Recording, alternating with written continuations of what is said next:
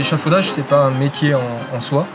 On voit que c'est du bois rond, donc c'est un bois qui est accessible en fait, qui va se trouver facilement, et qui, avec ses aménagements, donc les fameux trous de boulin, on va pouvoir s'ancrer dans le mur et monter un échafaudage très rapidement.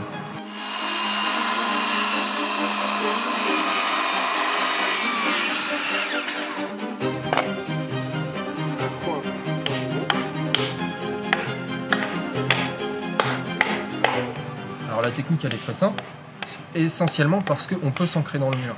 Ce qui fait que notre échafaudage en fait corps avec le mur, avec l'édifice, et donc on a une structure vraiment très résistante. Et en fait, il ne nous faut que des perches en bois et de la corde en chanvre.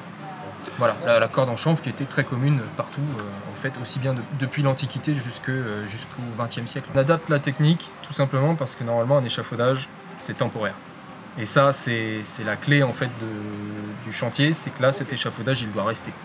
Donc il va devoir affronter les intempéries avec des cordes en chanvre le chanvre en fait est une matière extraordinaire qui va tenir en fait vraiment dans le temps, mais par contre qui va sécher au soleil, gonfler avec la pluie, et donc en fait nos nœuds risquent de se défaire. Alors, quand bien même on a un entretien qu'on doit réaliser en fait sur plusieurs années sur cet échafaudage, on a préféré solidariser les bois avec donc des méthodes plus modernes afin justement de ne pas avoir d'effondrement de l'échafaudage.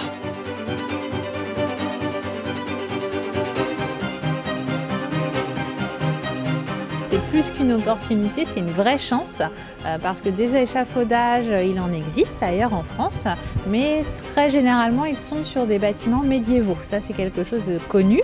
Pour autant, les échafaudages antiques, on les connaît, mais on n'en a pas encore vu qui restent sur une durée très longue sur un site. Et donc nous, on est les premiers en France à proposer ça.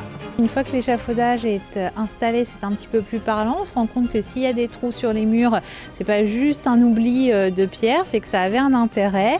Et l'idée, c'est qu'il y ait effectivement de la médiation humaine autour de ce magnifique échafaudage et puis de la médiation fixe aussi pour permettre à chacun de le comprendre.